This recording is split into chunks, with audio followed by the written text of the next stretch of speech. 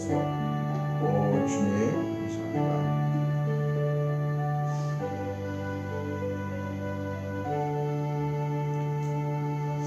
오늘 우리에게 주시는 하나님의 말씀 고린도 전서 15장 20절로 26절까지 말씀을 저와 같이 함께 봉독하실 때에 성령의 음성을 들으시기를 축원합니다. 고린도 전서 15장 20절로 26절까지 말씀을 우리 함께 정독하시겠습니다. 그러나 이제 그리스도께서 죽은 자들 가운데서 다시 살아나사 잠자는 자들의 첫 열매가 되셨도다. 사망이 한 사람으로 말미암았으니 죽은 자의 부활도 한 사람으로 말미암는도다. 아담 안에서 모든 사람이 죽은 것 같이 그리스도 안에서 모든 사람이 삶을 얻으리라. 그러나 각각 자기 차례대로 되리니 먼저는 첫 열매인 그리스도요, 다음에는 그가 강림하실 때에 그리스도에게 속한 자요, 그 후에는 마지막이니 그가 모든 통치와 모든 권세와 능력을 멸하시고 나라를 아버지 하나님께 바칠 때라. 그가 모든 원수를 그 발에 둘 때까지 반드시 왕노릇 하시리니 맨 나중에 멸망받을 원수는 사망이니라. 아멘. 네. 올 벌써 새로 시작한 지가 오늘 네 번째 주일이 됐네요. 참 세월은 정말 빨리 가는 것 같습니다. 새해 주신 우리 교회의 말씀이 먼저 잘 아시죠? 주보의 맨 위에 항상 되시지만 하늘에 속한 자의 삶, 하늘에 속한 자의 삶이 어떤 것인가?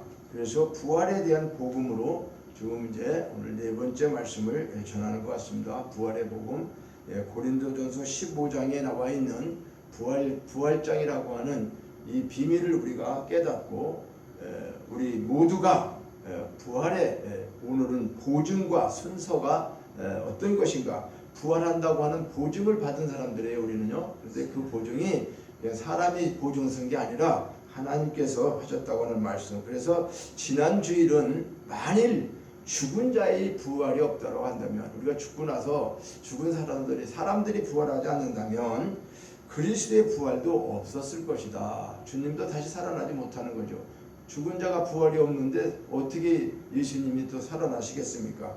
그래서 그렇게 될 경우에는 우리가 지금 부활을 믿고 있는 모든 것들이 헛것이고 거짓 증인이 된다. 또 예수 믿고 죽은 사람들, 예수 믿고 그리스도 안에서 죽은 사람들이 모두 망했다. 죄사함을 받지 못하고 지옥에 가 있기 때문에 우리는 모두 망했다.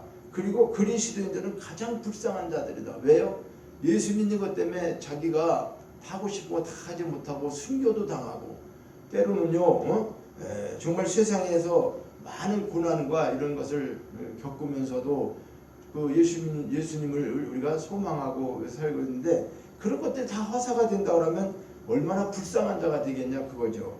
그리고 그 네 가지를 지난 시간에 말씀했는데 조금 더 덧붙이면은 이제 죽은 자의 세례도 헛되는 되는 것이고, 만약에 예수님이 부활하지 않았다면 자 내일 죽을 것인데 우리가 부활도 없고 아무것도 없다면 오늘 그냥 먹고 마시자 이렇게 하지 않겠느냐, 그것이 이제 성경에서 또 말씀하고 있는 거예요. 그래서 이렇게 네다섯 가지로 말씀을 드렸는데 예수님께서 나는 부활이다, 그리고 생명이니 나를 믿는 자는 죽어도 살겠고 무릇 살아서 나를 믿는 자는 영원히 죽지 아니하리라. 이것을 내가 믿느냐? 이렇게 요한복음 11장 25절과 26절에 말씀을 하고 있는 것은 그리스도와 부활, 예수님의 부활은 복음의 핵심적인 아주 진리라고 우리는 깨달아야 되고 그렇게 믿어야 됩니다. 그래서 누누이 이 말씀을 계속 드리는 것은 우리가 예수님의 부활이 이만큼 귀중하다고 하는 거, 그리고 기독교는요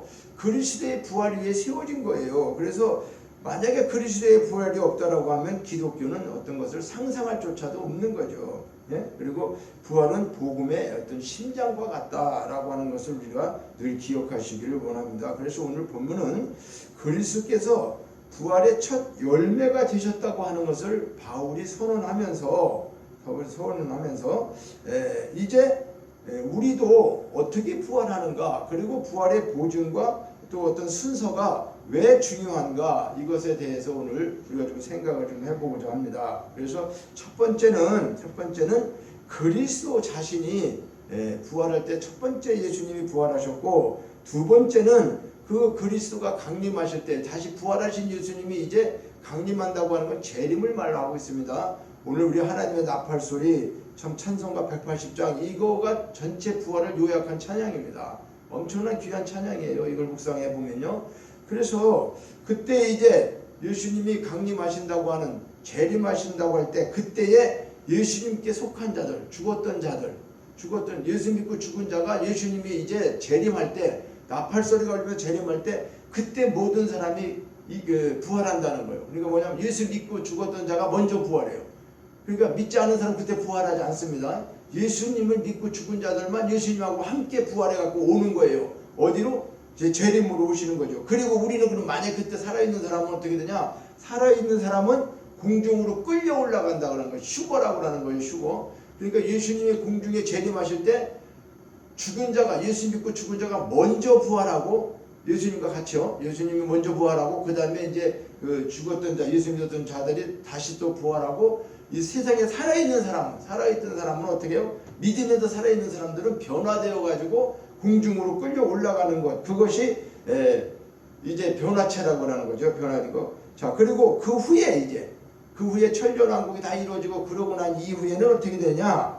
그리고 그때는 이제 믿지 않고 죽었던 자들도 다시 부활을 하게 되는데, 그들의 부활은 멸망받기 위한 사망의 부활로 가는 것이고, 우리는 영생을 얻었기 때문에 영원한 부활이 되어서 천국에서 우리의 주님과 또 하나님과 함께 이렇게 영원토록 살게 된다고 하는, 이것이 성경에서 이야기하고 있는 거예요. 그래서 그리스도를 만왕의 왕으로 믿는 우리, 그렇죠? 만왕의 왕으로 믿고 있는 우리 참된 어떤 신자들은, 인간이 느끼는 가장 큰 공포가 뭐예요? 사망이지 않습니까? 이 세상 살다가 죽을까봐 걱정하는 거죠. 사람들은, 그죠?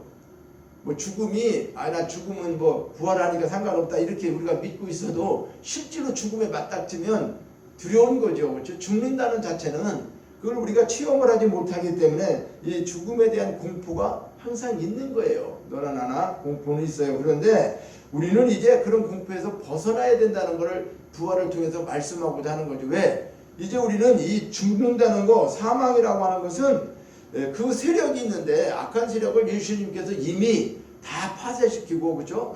그리고 예수님이 그 사망 권세를 깨뜨리고 정복하고, 이제 그분이 부활하셨기 때문에 사망이 어떻게 할 수 있는 방법이 없다, 그 말이에요. 그러니까 그리스도와 함께 부활의 영광에 참여하는 자들은 이 죽는다고 하는 것, 사망이라고 하는 건 뭘까요? 어떤 하나의 문을 통과하는 것과 똑같아요. 쉽게 말씀드리면 사망과 죽음이라고 하는 것은 부활하기 위해서 들어가는 문과 같다는 거죠.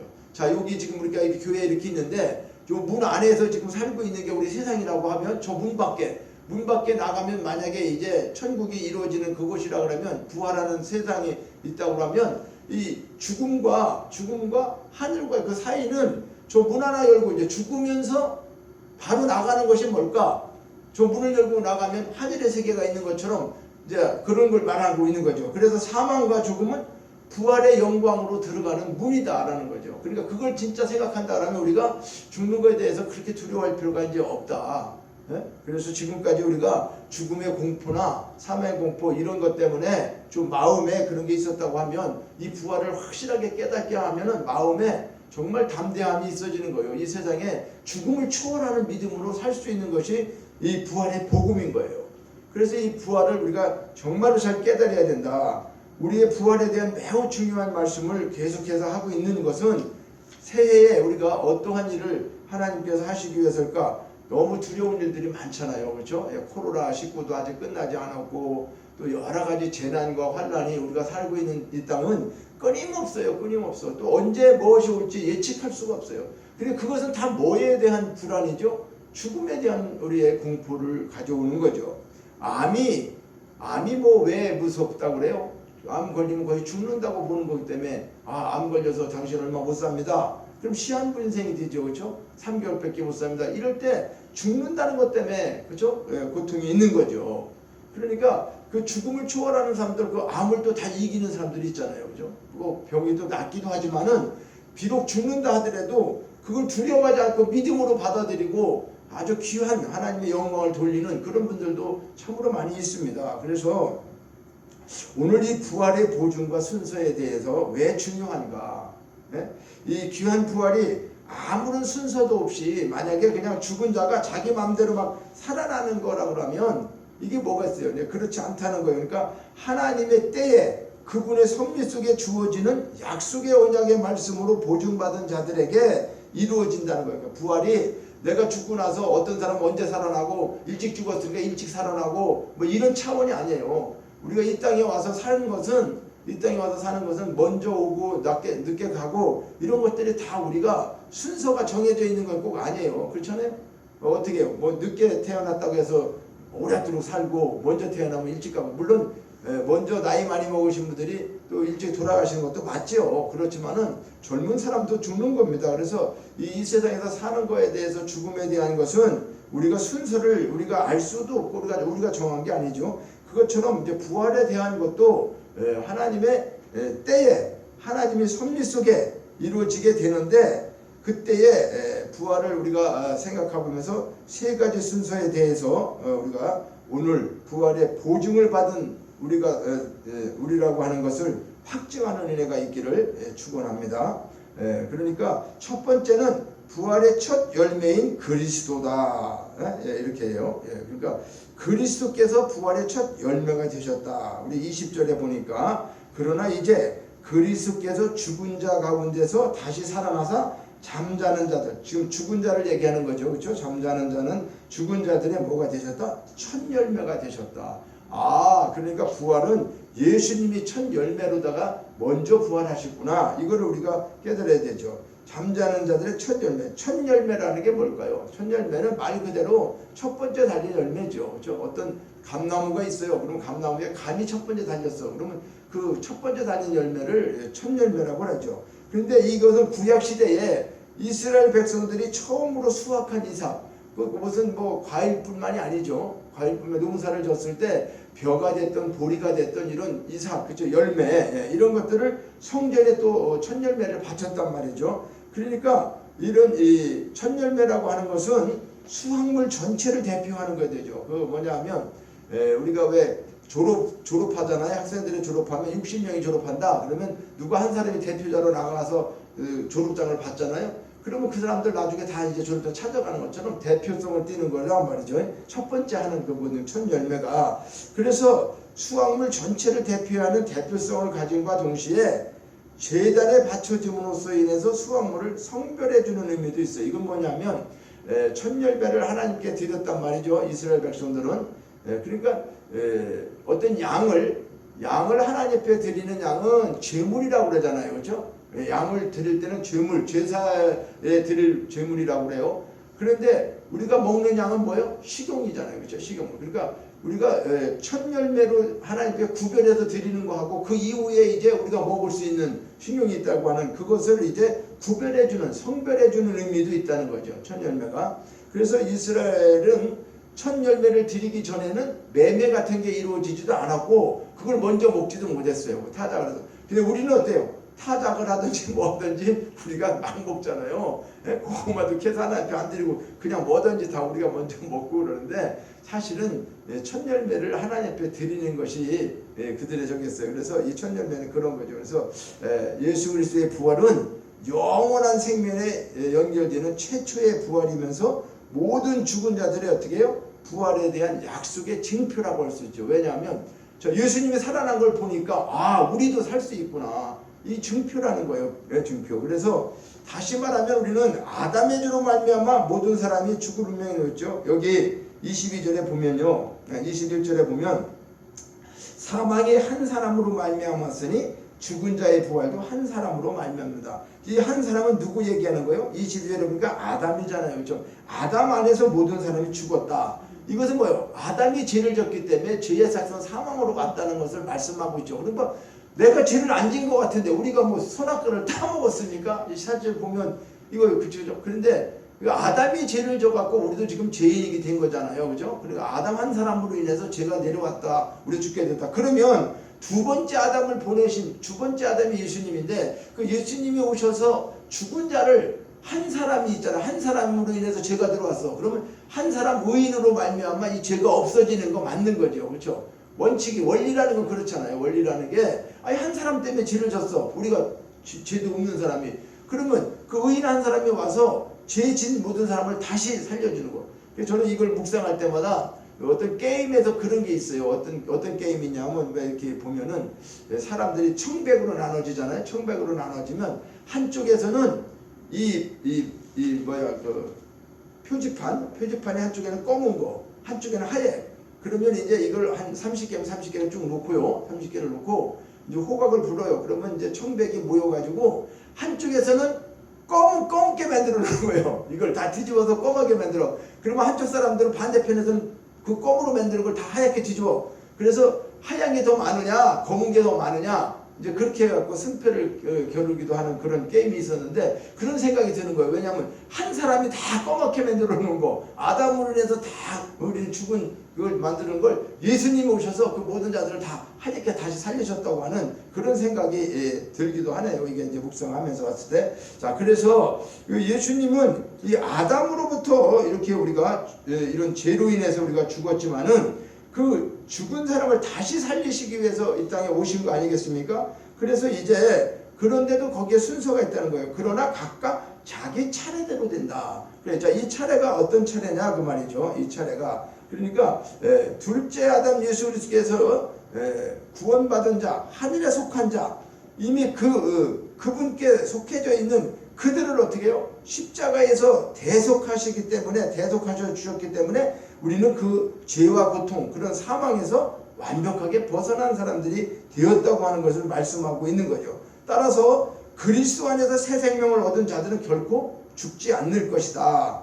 그러니까 그분을 믿고 그분과 연합한 채 죽은 자들, 그들도 또한 어떻게 해요? 사망 권세를 이기고 부활하셨던 그분이 다시 살아난 것처럼 우리 모두가 다시 산다고 하는 것은 아주 기정한 사실이라는 거죠. 그러니까 이처럼 부활이라고 하는 건 결국 예수님과 모든 게 연관되어 있는 거죠. 예수님을 떠나서는 부활에 대한 것을 논의할 수가 없어요. 이야기할 수가 없어요. 그러니까 다른 종교에서는 이 부활이 없기 때문에 부활에 대한 이야기를 할 수가 없어요. 그러니까 이상한 얘기만 한다 그랬잖아요. 무슨 윤회설이나 이런 걸 해가지고 죽은 사람이 뭐 어떻게 된다. 그 아주 근거도 없는 그런, 이건 확실한 근거를 지금 하나님의 말씀으로 우리에게 주시고 있는 거예요. 그래서 예수의 부활은 곧 근본이고 그 부활 주체가 되시는 거다. 그러니까 예수님은요, 물론 우리가 우리 죄를 위해서 구원할, 이것이 다 결과적으로는 사망 가운데 처할 수밖에 없는 우리를 그분이 오셔서 우리를 영원히 살게 하셨다고 하는 거, 그것도 그냥 살려주신 것만이 아니라 물속에 빠져 죽어가는 사람을 건져만 놓은 게 아니란 말이에요. 우리는 건져서 어떻게 해요? 다 모든 걸 복구해줬어요. 좋은 옷 입혀주고 좋은 집에 살 수 있게끔 그렇게 하나님 나라에 가서 살 수 있는 마지막 그거를 우리에게 주셨다고 하는 거예요. 그러니까 구원은 물에서 그냥 건짐받은 것만이 아니에요. 구원받은 자가 하나님의 나라에 가서 하나님과 영원히 살 수 있는 그런 축복이 있다고 하는 거지. 그게 없으면 그 물속에서 건져만 놓으면 뭐 하겠어요. 그래서 오늘 이처럼 이 부활은 이렇게 아주 귀한 거라고 하는 거예요. 그래서 그 첫 열매는 앞으로 어떻게 해요? 계속 그 열매가 나온다는 거죠. 감나무에서 감을 하나 땄어요. 그러면 그 뒤로 어떻게 해요? 감이 계속 열린다는 것을 예표하고 있는 거죠. 그런 면에서 예수 그리스도의 부활은 대표성을 가지고 있어요. 그리고 그에게 붙은 자, 그에게 속한 자, 그죠? 부활의 약속의 징표라고 하는 거예요. 그런 것을. 그러므로 예수 그리스도의 부활의 첫 열매는 앞으로 있을 모든 성도들의 부활의 징표와 같다. 이걸 알죠. 두 번째는 성도의 생명의 부활. 두 번째는 성도가 이제 어떻게 또 그 생명과 부활이 되는가. 자, 두 번째로 부활에 참여하는 자들은 그리스도께서 강림하실 때에 그에게 속한 자들이다. 23절 보니까 그러나 각각 자기 차례대로 되리니 먼저는 첫 열매인 예수님, 그죠? 그리스도고, 다음에는 그가 강림하실 때에 그리스도에게 뭐한 자? 속한 자. 예수 믿는 사람은 예수님과 속한 자죠. 예수 안에 우리가 있고 우리 안에 예수님이 있죠. 그래서 올해 우리에게 주신 하나님의 말씀이 하늘에 속한 자. 우리는 이 땅에 살고 있지만 하늘에 속했다고 그랬잖아요. 우리 신분이. 그러니까 예수에 속해 있기 때문에 예수님은 하늘에 사시고 하나님 쪽이잖아요. 그러니까 우리가 하늘에 속한 자라고 하는 것은 부활할 수 여기에 보니까 그가 강림하실 때 그리스도께 속한 자, 구원받은 자, 하늘에 속한 자, 다 이것 같은 말씀이 될 수 있습니다. 그래서 두 번째로는 우리 성도들이 그리스도를 믿다가 먼저 죽은 자나 그리스도를 믿고 있는 자나 그분이 강림하실 때 그에게 속한 자들, 구원받은 자들, 그때 어떻게 해요? 아까 말씀드렸지만 이제 성경은 천년왕국이 있기 전에, 천년왕국이 있는데 계시록에 보면 천년왕국이 기록되어 있는데요. 천년왕국이 이루어지기 전에 예수님이 먼저 오셔서 죽은 자와 함께 오셔서 강림하세요. 그리고 우리는 이 땅에 살아있는 사람들은, 믿는 사람들은 그때 변화되었고 휴거가 돼서 올라가서 공중에서 혼인장치가 있고, 이 땅은 어떻게 해요? 굉장한 이제 심판의 환란이 임한다. 그래서 계시록에 그런 것들을 기록했어요. 엄청난 환란이 임하게 된다고 하는 거. 그래서 이렇게 심판주로 오시는 만왕의 왕으로 공중에서 재림하실 때, 이걸 데살로니가전서 2장서부터 계속 많이 기록되어 있어요. 그리고 데살로니가 4장까지 이 마지막 때에 예수님이 강림하시는 사건을 기록하고 있습니다. 그래서 모든 믿는 사람들도 그때 주님이 오시게 되면 이제 죽지 않고 살아있는 사람은 변화된 모습으로 하늘 공중에서 주님을 신부가 되어서 만나고 우리 혼인잔치에 들어간다. 그 이후에 이제 천년왕국이 이루어지고, 또 천년왕국이 이루어지고 난 다음에 이제 백보자 심판이 이루어지는 것은 믿지 않는 사람들도 이제 부활하는데, 자, 먼저 그래서 성도들의 부활은 생명의 부활이라고 합니다. 우리는 그리스도께서 왕권을 가지고 오셔서 심판하실 때에 우리는 영원한 생명을 주시는 거예요. 그리고 악한 자들은 마지막에 부활하게 되는데 그들은 심판의 부활로 부활하게 된다는 거죠. 자, 첫째 부활에 참여하지 못한, 이게 첫 번째 부활이에요. 그러니까 뭐냐면 예수님이 오실 때 우리가 처음 부활하는 이 사람들을 첫 번째 부활이라고 하는데, 이 부활에 참여하게 되는 건 계시록 20장 11절로부터 15절에 말씀하고 있어요. 그러니까 그리스도와 연합한 자는 생명의 부활에 참여한다는 걸 확실히 해야 돼요. 내가 예수 믿고 구원받았다는 것은 그분이 부활하셨기 때문에 우리도 죽지 않고 부활한다고 하는 거, 이걸 확실하게 우리는 믿어야 된다는 거예요. 그러니까 모든 사람이 아담 안에서 죄인이 되었던 것처럼 그리스도 안에서 모든 사람이 해방을 받아, 죄에서 해방을 받게 되고, 모든 사람이 아담 안에서 사망의 종로로 되었지만 그리스도 예수 안에서는 그 죽음을 정복하게 되고, 그리스도께서 사망에 매여 있을 수 없었다. 그리고 그리스도와 연합한 성도들은 사망에 매일 수 없다. 이렇게 말씀하고 있어요. 그래서 그리스도와 연합한 자라는 건 뭘까요? 우리가 예수 믿고 구원받고 하늘에 속한 자로서, 그러니까 이미 창세 전에 생명책에 기록되어 있어가지고 구원받은 자, 그걸 말씀하고 있죠. 그리고 그런 자는 천사장의 나팔소리와 함께 어떻게 해요? 생명의 부활에 참여하게 된다. 이 사실을 성경은 말하고 있는 겁니다. 그래서 우리가 그 창세 이전에 농명되어 있다고 하는 거, 그 사람을 구원하기 위해서 예수님이 오셨고, 또 그를 위해서 예수님이 죽으셨다 살아나셨단 말이죠. 그러니까 그렇게 된 것은 하나님의 경륜과 섭리 속에서 이미 창세 전에 그분이 섭리하시고 계획하셨다고 하는 거죠. 자, 세 번째로는 불신자들의 심판에 대한 부활을 말씀하고 있어요. 세 번째는, 자, 세상의 종말이 되고 천년왕국 이후에 불신자들의 심판의 부활이 있게 되는데, 이 부활을 둘째 부활 또는 둘째 사망이라고 하는데, 26절에 보니까 맨 나중에 멸망받을 원수는 사망이니라. 그죠? 맨 마지막에. 사망, 죽음 그 자체가 뭔 심판을 받겠어요? 죽음 자체가, 그렇죠? 그러니까 이제 여기서 얘기하고 있는 마귀 사탄이 심판을 받는 것이고, 또 그들과 함께 예수를 대적하고 믿지 않는 사람들이 똑같은 심판을 받게 된다고 하는 것을 말씀하고 있죠. 그러니까 천년왕국 기간에 악한 영들은 그럼 어떻게 되느냐? 악한 영들, 천년왕국이 이루어질 때 이 악한 영들을 전부 다 어디다 결박하냐면 무적행, 그러니까 지옥 무적행에다가 결박당해가지고 천년왕국이 끝나게 되면 잠시 옥에서 놓여진다 그래. 그들을 옥에 가두었다가 잠깐 놓여지게 된다. 성경에 왜 그러는지는 모르겠어요. 왜 놓여지는지는. 근데 잠깐 놓여지는 거를 계시록 20장 7절로 10절에 말하는데 하나님께 대한 최후의 반역이 생긴다.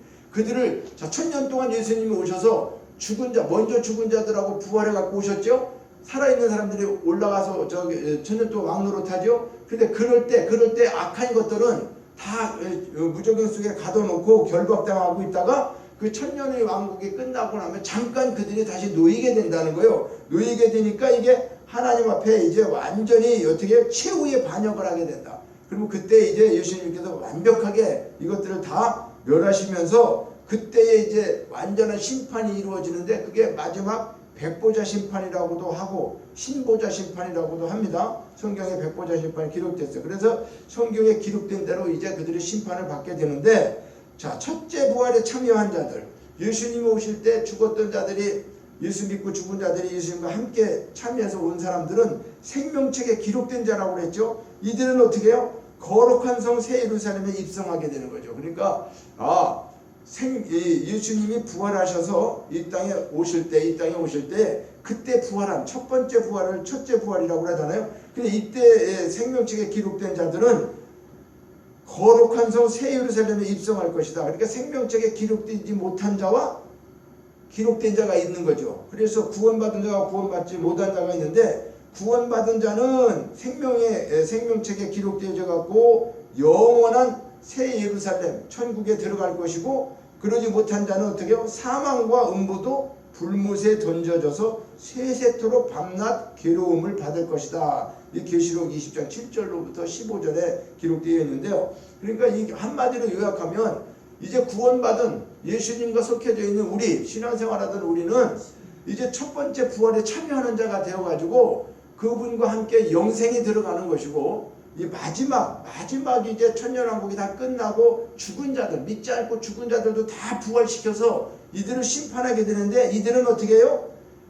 사망과 음부 그 불못에 던져져서 세세토록이라는 건 영원토록 얘기하는 거죠. 밤낮 이거 밤과 낮이 없는 거예요. 괴로움을 받을 것이다 라고 이미 성경 계시록 20장에 이렇게 기록하고 있다는 거예요. 그래서 첫째 부활에 참여하는 자는 복이 있고 거룩하도다 이렇게 말하고 있어요. 첫째 부활에 참여한 자는 거룩하고 복이 있다 뿐만 아니라 둘째 사망 이제 둘째 사망이 있게 되는데 둘째 사망에 그들을 다스릴 권세가 없고 오히려 그들이 하나님과 그리스도의 제사장이 되어서 천년 동안 그리스도와 더불어 왕노릇하게 된다. 자, 이 말은요 우리는 이제 예수 믿고 죽었던 사람이 첫째 부활하게 되는 사람들은 오히려 천년 동안 그리스도와 함께 왕노릇하게 된다라고 말하고 있는 거죠. 자, 그러니까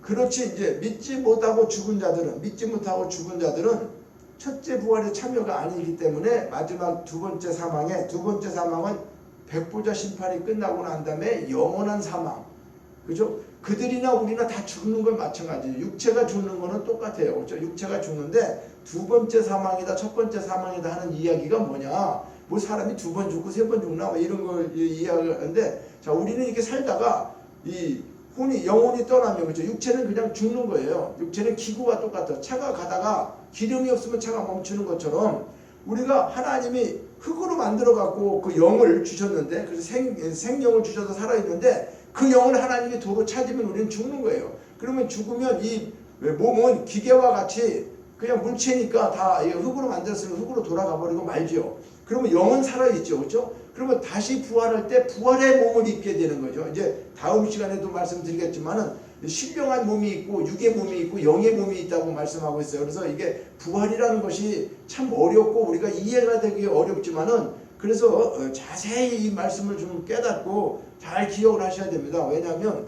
혼동이 와서는 안 돼요. 죽었다 살아나는 거 뭐 몇 번씩 살아나는 거예요. 이런 게 아니라 자, 첫 번째 부활은 예수님이 오실 때 맨 첫 번째 부활은 누가 하신 거예요? 예수님이 하신 거죠. 그렇죠? 예수님이 첫 열매가 됐어요.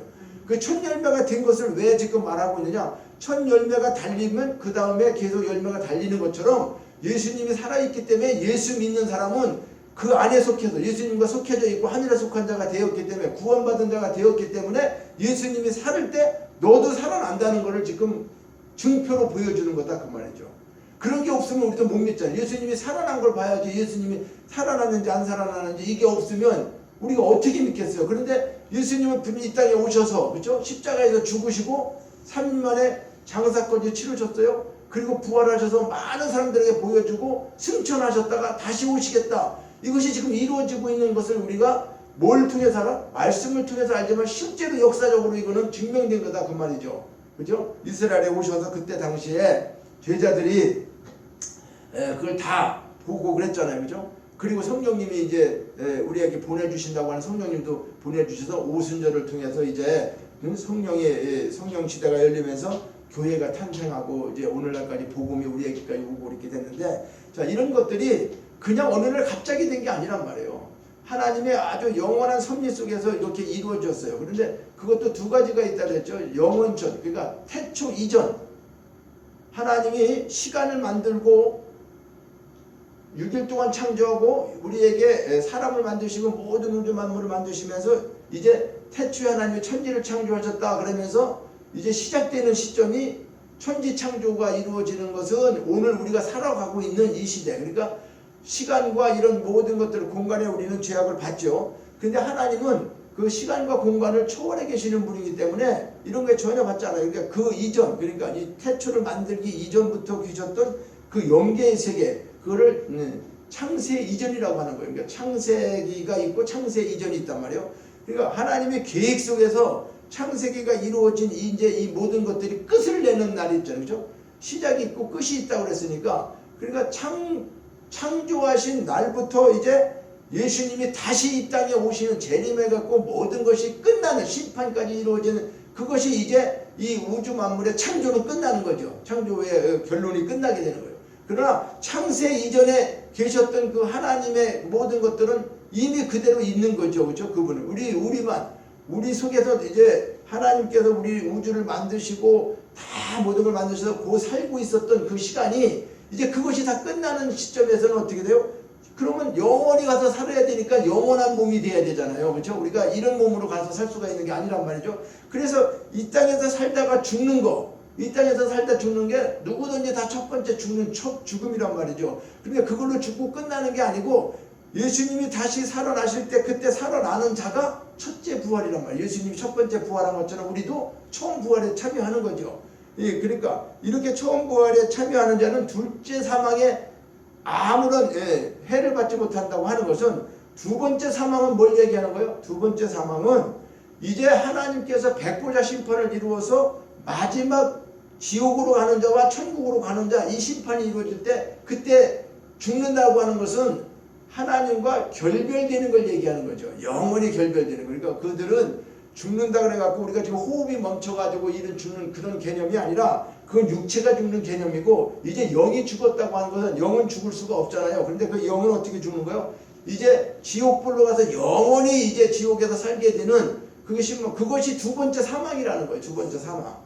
그리고 우리는 두 번째 사망에 해를 받지 않는다. 그러니까 첫 번째 예수 믿고 태어나고 예수 믿고 부활한 사람은 그 사망하고는 상관이 없는 거죠. 왜 그럴까요? 지옥을 가는 게 아니니까. 하나님 앞에 가서 영원히 살 거기 때문에 한 번은 죽었어요. 그러나 둘째 사망 가잖아. 그런데 안 믿는 사람은 어떻게 해요? 한 번 죽었죠. 죽고 두 번째 또 죽죠. 그렇죠? 영원한 지옥에 가니까. 그러니까 그래서 그건 둘째 사망이라고 한다. 그러나 믿는 사람에게는 두 번째 사망은 우리에게 해당되지 않는다는 것을 말씀하고 있어요. 그러나 두 번째 사망, 두 번째 부활, 이걸 그렇게 말씀하고 있는 거죠. 우리 한번 생각해 보십시오. 이 세상에서도 돈이 많고 재력이 있고 권력이 있고 그렇죠? 힘이 있고 그런 사람이, 어떤 사람이 힘들 때 보증을 서주면 은행에 가서 돈도 대출 받을 수 있고, 그렇죠? 힘들고 어려울 때 어떻게 큰 도움이 되죠. 근데 재정 보증 같은 걸 쓸 때 나보다 돈이 없고 그런 사람이 서줄 수 있을까요? 내가 만약에 5천만 원이 필요해. 집사님 나 보증 좀 서주세요. 그러면 그 5천만 원을 내가 못 갚으면 집사님이 갚는 거잖아요. 그렇죠? 보증이라는 게 그런 거잖아요. 그러니까 그 보증은 뭐예요? 그만한 능력이 돼야지 서줄 수 있잖아요. 그러니까 오늘 우리가 이 부활의 보증이라고 하는 거, 부활의 보증이라고 하는 것은 어떤 사람이 보증해 준 게 아니란 말이에요. 하나님께서 우리에게 보증하셨다고 하는 거예요. 그래서 이 보증은 사람이 해주는 보증이 아니고 하나님의 놀라운 건데, 그것을 우리가 27절과 28절 한번 보겠습니다. 27절 같이 한번 읽습니다. 시작. 자, 만물을 그의 발 아래 두셨다 하셨으니 만물을 아래 둔다 말씀하실 때에 만물을 그의 아래 두시니가 그 중에 들지 아니한 것이 분명하도다. 만물을 그에게 복종하게 하실 때에는 아들 자신도 그때의 만물을 자기에게 복종하게 하시니에게 복종하게 되리니 이는 하나님이 만유의 주로서 만유 안에 계시려 합니다. 자, 이 말이 뭐냐면요, 만유의 주라고 하는 건 그러니까 모든 것의 주인 되시는 거죠. 우주 만물의 주인 되시는 분이 하나님이시죠. 그러니까 이제 우리 예수님에게 그 권세를 주셔서 이제 그때 만물이 그 발 아래 두셨다고 하는 것은 모든 일이 끝날 때 예수님이 재림해 갖고 오시면은 그분이 다 심판주가 되잖아요. 그죠? 그 심판주가 되니까 그분 발 아래 다 누가 어떻게 된다? 그 발 아래에 있다는 거죠. 그러니까 예수님이 만왕의 왕으로 오신다, 심판주로 오신다고 하는 말씀은 우주 만물 모든 것들에 그분 밑에 전부 다 이제 꿇어 엎드리게 된다는 거예요. 만물 아래 둔다고 하는 거. 그러니까 만물이 그 아래 두셨다고 하는 것은 그분이 어떻게 하나님께서 예수 그리스도를 심판해주고 가장 기원자로 만드셨다는 거죠. 그러니까 25절에서 그 원수를 그 발 아래 둘 때까지 반드시 예수님 어떻게 왕노릇 하시게 된다. 그리고 맨 마지막에 멸망받을 원수는 사망이다라고 하는 것은 왜 이런 거냐? 하나님이 예수 그리스도를 통해서 그분을 심판주로다가 만드셨기 때문에 그런 거예요. 그러니까 만물이 그에게 복종하게 되실 때, 그러니까 아들도 하나님 앞에 복종하는 거죠. 예수 그리스도도 아들 자신도 그때에는 만물을 자기에게 복종하게 하시니까 누구예요? 하나님이죠. 그분에게 복종하게 되리니, 물론 예수님은 하나님의 아들로 이 땅에 오시면서 모든 것을 복종하셨죠. 순종하셨죠. 그렇죠? 십자가에 주시면서. 그런데 이때 하나님이 만유의 주로서 모든 만유의 주로서 만유 안에 계시게 하려 합니다. 그러니까 이렇게 하나님께서 만유 안에 이 우주 만물의 주인 되시는 그 하나님께서 우리에게 뭘 준다는 거예요? 보증하셨다고 하는 것은, 그분이 보증하셨다고 하는 것은 창세 이전에 이미 우리를 어떻게 해요? 구원받기로 생명책에 기록된 자들을, 그게 보증서와 같은 거죠. 쉽게 얘기하면, 자, 창세 이전에 구원받기로 작정된 자들은 마지막까지 어떻게 되는 거예요? 예수님이 심판하는 그 자리까지 와서도 보증서가 있으니까 나는 이렇게 보증을 내미는 거죠. 나는 예수 믿은 사람이다. 보증서를 받았다는 거죠. 쉽게 얘기하면, 당신 예수 믿고 천국 가는 보증서 보여주세요. 그럼 나 이 보증서입니다 라고 하는 게, 그렇게 보증서를 받은 것처럼, 그런 걸 받은 것처럼 오늘 우리가 부활은 그냥 갑자기 누구에게 주는 게 아니라 이미 창세 이전에 우리를 구원하시고 예수 그리스도를 통해서 죄사함 받고 구원받은 우리 하늘에 속한 자들에게는 어떻게 이게 하나님의 보증서와 같이 보증이 되었다고 하는 걸 말씀하고 있는 거예요. 그래서 그들은 어떻게 해요? 그들은 예수님께서 만물 아래 모든 사람들이 예수님 무릎 아래 그 발 아래 두고 있지만은, 우리도 그 발 아래에 있지만은 지옥 가고 천국 가는 것을 어떻게 해요? 보증서가 있는 것처럼 그것을 확정하게 말씀하고 있다고 하는 것을 오늘 말씀하고 있어요. 자, 그래서 우리 인생이 가장 큰 부활의 보증을 받았다. 우리는 하나님 앞에 축복받았다는 게요, 물론 이 땅에 살면서도 어렵지 않게 사는 것도 축복이지만은 그거보다 가장 큰 축복이 뭘까? 부활의 보증을 받은 거죠. 우린 죽어도 다시 산다, 영원히 산다, 이게 가장 큰 축복이 아니겠냐 그 말이죠. 그래서 이건 우리 인생에 살면서 사람이 보증을 받아도 우리가 귀한 자들의 보증을 받으면은 좀 때로는 좀 힘이 되고 그러는데, 이건 영원한 보증을 하신 우리 하나님의 보증이라고 하는 사실을 우리는 반드시 기억해야 돼요. 뭐가? 부활이. 그래서 온 우주 만물의 창조주 되시는 하나님께서 예수 그리스도의 부활을 통해서 마귀 사망 권세를 깨뜨리고 모든 만물을 그 발 아래에 두셨다라고 지금 27절 28절 말하고 있죠. 그런데 한마디로 메시아가 통치하는 이제 왕국이 이제 이루어지게 될 때에 예수 그리스도께서 모든 악한 자들의 그런 자들을 자신의 발 아래 굴복시키게 되고, 이는 성부 하나님께서 자신의 아들이신 예수 그리스도께 모든 피조물들에 대한 무한한 주권을 부여하셨다. 그러니까 하나님이 그렇게 예수님에게 모든 주권을 주신 거예요. 모든 주권을. 그래서 이제 이 세상에 악이 득세하는 것 같잖아요. 그렇죠? 우리가 보면은 저렇게 악하게 사는데도, 예수도 안 믿고 대충 저렇게 사는데도 부자로 잘 살고 걱정도 없이 막 행복하게 사는 것 같은데, 그런데 결과적으로는 어떻게 해요? 그게 맨 마지막에는 멸망받게 된다는 거죠. 그것은 멸망받게 되는 거예요. 그 원수는 악과 사망이라고 하는 거, 우리의 원수는 사실 뭐예요? 악한 죄를 짓게 하는 거잖아요. 그렇죠? 그래서 사망, 이거 원수와 같이 왔던 거, 이게 이제 이것이 완전히 멸망받게 된다고 하는 거. 그래서 맨 나중에는 멸망받을 원수는 사망이다. 우리 죽음을 가져오고 마귀가 우리를 괴롭혀서 지옥 가는 이걸 이제 심판하시고, 이것이 이제 사망이 완전히 어떻게 된다는 거예요? 예수 그리스도가 통치하는 그때에는 우리를 어떻게 할 수가 없는 거죠. 우리를. 그래서 예수 안에 있는 우리는 부활의 보증수표를 창세전에 이미 받았다는 거죠. 이게 이해가 돼야 됩니다. 예수 믿는 것은 창세전에 이미 하나님께서 섭리하시고 구원하셔서 계획하셔서 우리를 그때에 부르시고, 그때에 우리를 먼저 택하셨죠. 그렇죠? 누구누구 택하셔서 때가 맞아서 부르셨어요. 부르시고 우리에게 믿음을 주셔서 이걸 깨닫고 믿게 하셨어. 신앙생활하고. 그러니까 이런 사실을 통해 가지고 이제 뭐요? 부활도 우리에게 주신 건 뭐요? 야, 너희들은 절대 죽지 않는 거야.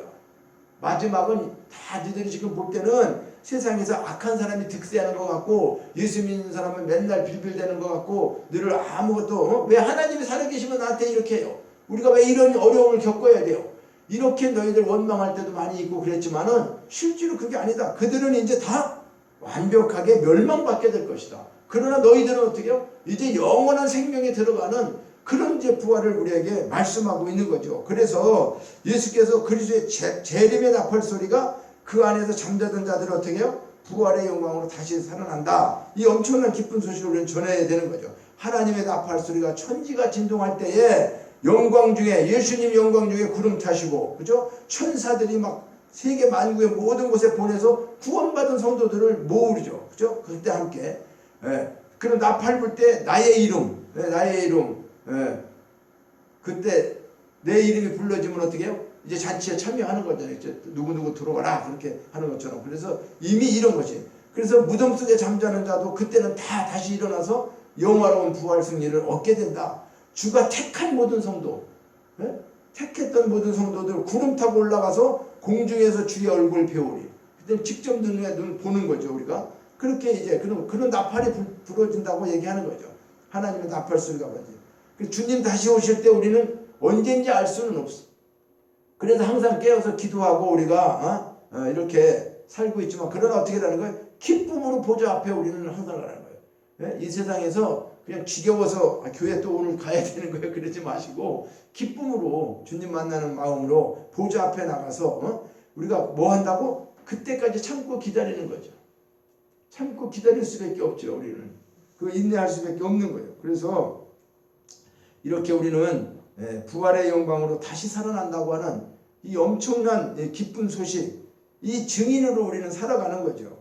그리고 하늘에 속한 자로서 우리가 이제 죽음도 두려워하지 않고 영원히 우리가 산다고 하는 그 초월적인 신앙을 가지고 2021년도에는 다른 해보다도 우리가 승리하는 한 해가 되기를 주님의 이름으로 축원합니다. 그래서 저와 여러분이 비록 우리 환경은 지금 참 어렵고 힘든 가정에 있다 할지라도 우리는 이것이 전부가 아니고, 또 사망이, 죽음이 나를 어떻게 할 수 없다라고 하는 거, 그것을 우리는 이 부활을 통해서 반드시 예수님이 부활하신 거, 또 우리가 부활하고 마지막 때에 불신자들도 부활하는데 그들은 멸망받기 위해서 부활하고 우리는 영생을 얻기 위해서 부활한다고 하는 사실, 이것을 오늘 이 말씀을 통해서 우리가 부활의 보증을 받은 사람이더라. 보증서?